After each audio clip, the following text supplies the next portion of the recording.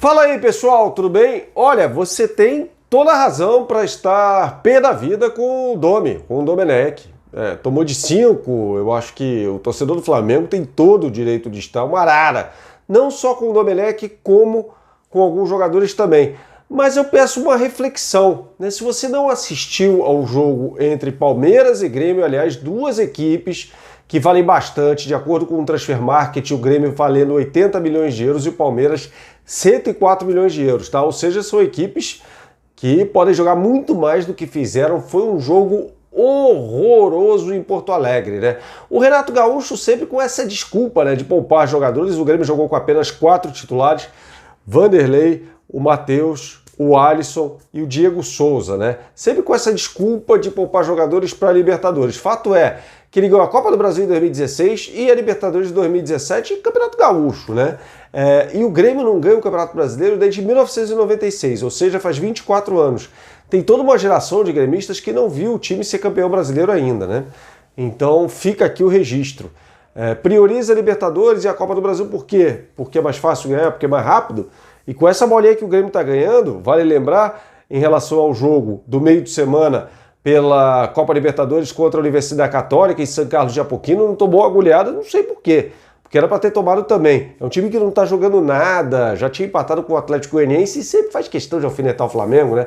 Mas não, o Flamengo veio aqui e perdeu de 3-0, ou o Flamengo tem um elenco mais valioso. O elenco dele vale 80 milhões de euros, tá? Em relação ao Palmeiras, deu apenas 2 chutes a gol. Aliás, os dois times, apenas 2 chutes a gol cada um durante todo o jogo. Foram 4 oportunidades de gol durante toda a partida. Oportunidades não, né? Chutes a gol defendidos pelos goleiros ou em que entraram. Foram 2 defesas, né, de goleiros e 2 bolas entraram, né? O Palmeiras também não jogou absolutamente nada. Foram mais de 160 passes errados no jogo.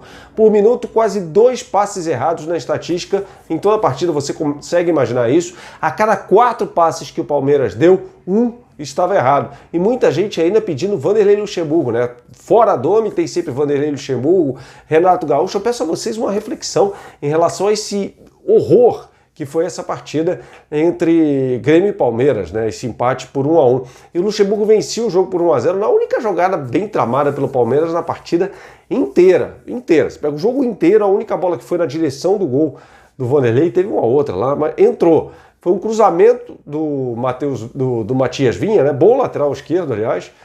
Cruzou e o Rafael Veiga fez o gol. 1-0 para o Palmeiras, né? Em tese, o Palmeiras com o jogo controlado, erro de passe, balão, chutão para tudo quanto é lado. E aí ele faz a seguinte alteração.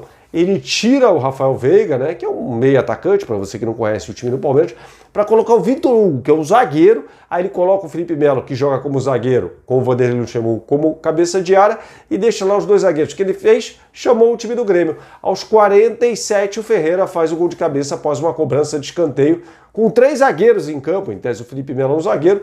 O Palmeiras tomou um gol de cabeça nos acréscimos, tá? Foi um jogo horrível, repito aqui, com mais de 160 erros de passe, juntando as duas equipes. É muita coisa errada, foi um jogo muito ruim.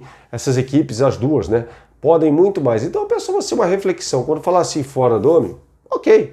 Mas quais são as alternativas, né? É Renato Gaúcho? Renato Gaúcho claramente numa fase decadente, né? E com comentários que parecem, né, aquele argumento de adolescente, né? Não, mas eu não consigo, mas fulano de tal também não consegue. Não, ele tem de fazer o time render mais, porque ele já fez esse time render mais do que isso, né? Ele entrou com 3 volantes no jogo de hoje, né? Assim, sem nenhuma criatividade esse time do Grêmio. Em contrapartida, o Vanderlei Luxemburgo é um que gosta de tirar uma casquinha dos treinadores estrangeiros quando veio ao Brasil, né? Fala que temos de valorizar o técnico brasileiro. Uma vez eu entrevistei, inclusive quando ainda estava na Rádio Bandeirantes, eu entrevistei falando, escuta, você acha mesmo que o Abel faria o mesmo que o Jorge Jesus? Ele ficou muito pé da vida comigo. Começou a falar, não, você tem que respeitar o Abel, não sei o quê, campeão mundial. Em nenhum momento eu o desrespeitei como pessoa, nada disso. Apenas questionei, eu falei, você vive falando que o Abel, se tivesse os mesmos jogadores que o Jorge Jesus teve, faria um trabalho parecido, né? Então você ainda acha isso depois do que o Jorge Jesus fez no futebol brasileiro ano passado, né? Aliás, atropelando esse time do Grêmio, né?